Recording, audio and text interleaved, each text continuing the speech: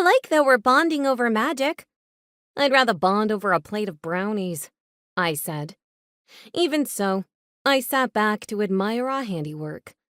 My green thumb was usually more of a dirt brown, but I was making a special effort for this particular project, and it showed. My elderly Yorkshire Terrier, Prescott Peabody III, wandered over to sniff one of the plants and promptly lifted his leg. I don't think so, mister. I swiped him off the ground before he could sprinkle the plant with his personal brand of rainwater.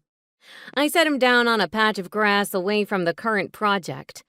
At the rate he moved, he'd age another year before he made his way back over to pollute my plants. Marley stopped for a drink from her water bottle. If you want to go inside to make dinner, I'll keep going. Do you have any homework? I asked.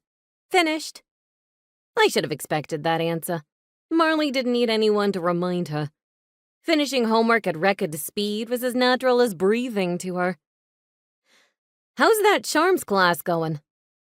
She'd vaguely grumbled about the teacher a few days ago, which I only noticed because Marley rarely complained about anything school-related. Fine, she mumbled. I removed my knee pads and tossed them aside. Doesn't sound fine. Marley patted the dirt around the plant with gloved hands, ignoring me. Marley Rose, is there anything I should know? I don't like the class, that's all. That's like saying Santa doesn't like wine and cheese. She gave me a pointed look. He doesn't. He likes milk and cookies. You're the one who tried to convince me he likes wine and cheese. Right. Good point.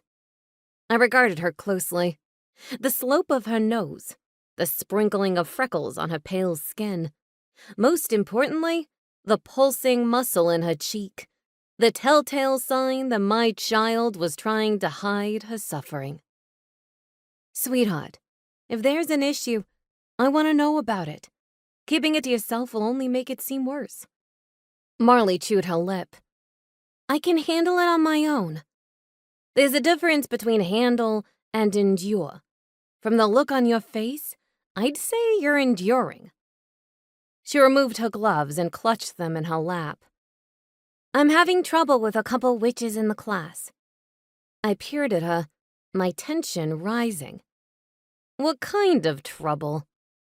They keep playing magical pranks on me when the teacher isn't looking, and Mrs. Croft Merriman thinks I'm to blame. Why are they picking on you? I thought you were getting along really well with the others. Her eyes were downcast. Because they overheard their parents talking about our rift with Aunt Hyacinth. I guess that means it's open season on me now.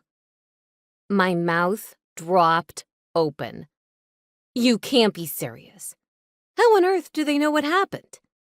I don't know that they do, only that you and Aunt Hyacinth aren't on speaking terms and that we're no longer welcome at Thornhold.